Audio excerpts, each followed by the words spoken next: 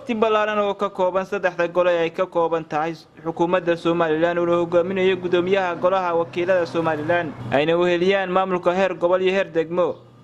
ayaa kormeer indhaynana ku tagay xabsiga dhexe ee gobolka Sool iyagoona dhagax dhigay mashaariic hore loogu marinayo dhismaha xabsiga weyn oo kalena waxay gudoonsiiyeen ari loogu talagalay barnaamijka la afur madaxweynaha kaasoo madaxweynuhu ugu talagalay inay ku afuraan maxaabiista ku xiran xabsigaasi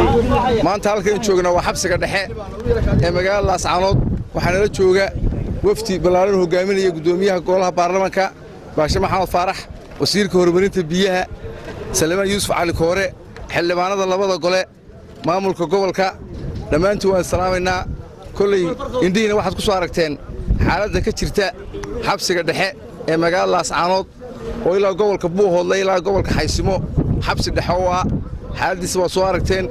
aad iyo aad baadna idinka iyo madaxweynahaba idinka mahadnaq celinayna dhagax dhigan maanta jeelka lagu samaynayo waa mil guula oo soo hoyatay guud ahaan bulshada saddexda gobol iyo degmada Laascaanood waxaan halkan u taaganahay maanta ay bishu tahay 17 oo ah maalin khamiis ah in la bilaabo oo la dhiso ballaarintii xabsiga dhagax dhig maaha waa dhismihii ballaarinta xabsiga dhexe ee magaalada Laascaanood kulay wixii faahfaahin waxaan uga bixi doonaa waxa weeye sida ay wasiirkeedii sheegeen gudoomiyuhu waxaan u nimi waxa weeye wixii mashaariic aanu sidnana inaan bilowno ma dhagaxaanu dhigano waxa weeye hawsha baa la bilaabaya baahida ugu weyn waxay ahayd xabsigan oo ciriiri ah oo la yiraaho barkii cid beel lagu xidhay waayo ama burca loo qaaday ama madheeraha loo qaaday in maxaabiistu Laascaanood ay jeelkooda joogaan inay jeel noqon meel dadka wax lagu baro inay noqoto waxaan ku dadaalanaa meesha magaalada dhexdeedii weeye in laga raro oo meel weyn oo ay kubadda ku ciyaaraan oo ku jibcsan karaan oo wax lagu baro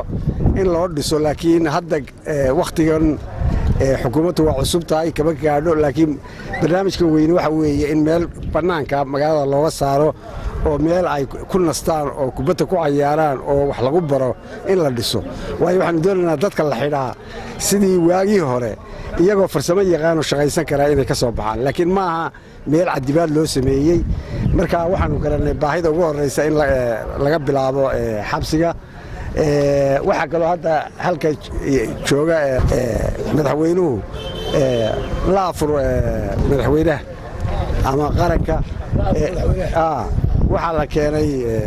xoolaha la keenay in maxaabiista lagu afuriyo loo qalo halkan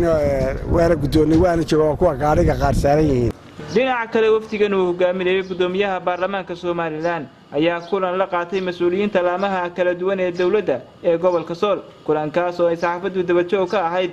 ayaa markii uu soo gabagabay waxa saxaafadda uga warbixiyay kulankaasi iyo ujeedooyinkii lagaga wada hadlayay xildhibaan Maxamed Jaamac oo kamid ah xildhibaanada golaha wakiilada Soomaaliland الرحمن الرحيم saaka waxaan halkan ugu nimid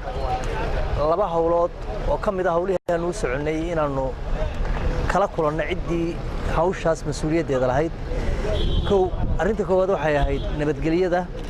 waxaanu la kulannay gudidii nabadgelyada ee gobolkan lahaa waxaanu ka dhageysanay warbixin la xiriirda hawlaha gobolka jira ee xagga ammaanka annaguna waxaanu uga warramay wixii ama wax qabada ama waxa la yiraahdo tala ama waxa la yiraahdo wixii aanu gobolkan u sidnay oo aanu uga warranay si fiican baan isugu afkaranay warbixintoodina waanu dhageysanay baahiyahoodina waa nooga warrameen arinta labaad waxaanu la kulannay suduwayaasha hay'adaha gobolkan jooga iyaguna waxa weeyaan waxay nooga warrameen baahiyaha jira iyo mushkiladda gobolka taagan waxaanu annaguna u gudbinay wixii laga rabo ee waajibku yahay hadda inaan wax ka qabanno wafdigan hadda gudoomiyuhu wataa waxa weeyaan waa wafdi 12 xubnood ka kooban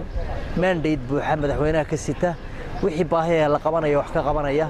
wixii caqabad ah ee jira ee gobolkan ama nabadgelyadiisu ka socon weyday ama horumarkiisu ka socon waayay wax ka qabanaya Mawlid Ali Star TV Laascaanood